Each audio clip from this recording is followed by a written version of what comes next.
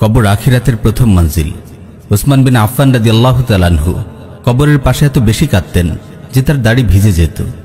তাকে বলা হলো, আপনি জান্নাত জাহান্নামের আলোচনা করলে এত কাঁদেন না, কিন্তু কবরের পাশে আসলেই এত বেশি কাঁদেন কেন? তিনি উত্তর দেন, আমি রাসূল সাল্লাল্লাহু আলাইহি ওয়াসাল্লামকে বলতে শুনেছি, কবর হচ্ছে আখিরাতের প্রথম মঞ্জিল। যে কবরে নাজাত পায় তার জন্য পরবর্তী মঞ্জিল সমূহ সহজ হয়ে যায়, আর যে কবরে নাজাত পায় না তার জন্য পরবর্তী মঞ্জিল সমূহ আরো কঠিন হয়ে যায়। আমি তাকে আরো বলতে শুনেছি, আমি কবরের চেয়ে ভীতিকর কোনো দৃশ্য দেখিনি। প্রিয় ভাই ও বোন, কবর প্রতিনিয়ত ডাকছে আমাদের।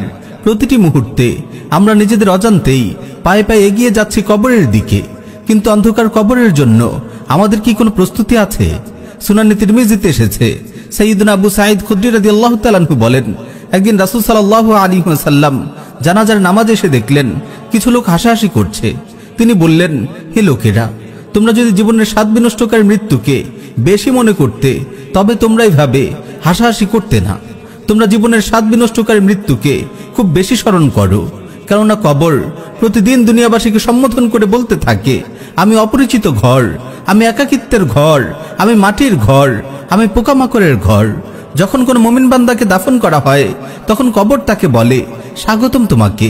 আমার পিঠের উপর যত মানুষ চলাফেরা করে তাদের মধ্যে তুমিই ছিলে আমার সবচেয়ে বেশি প্রিয়।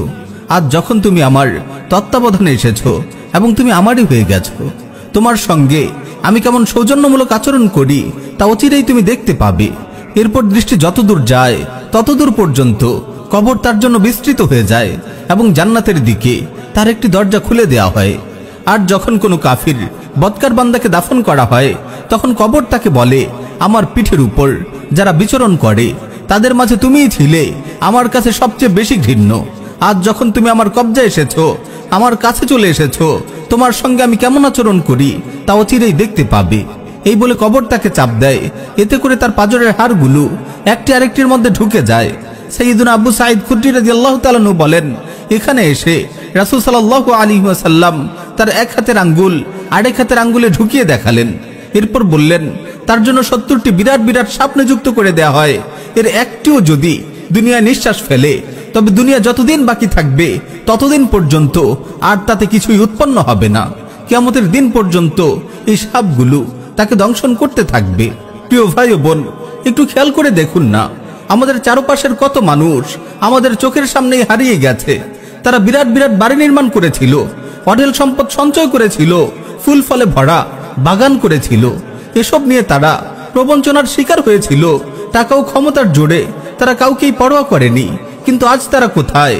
তারা আজ অন্ধকার মাটির গর্তে পোকামাকড়ের খাদ্য।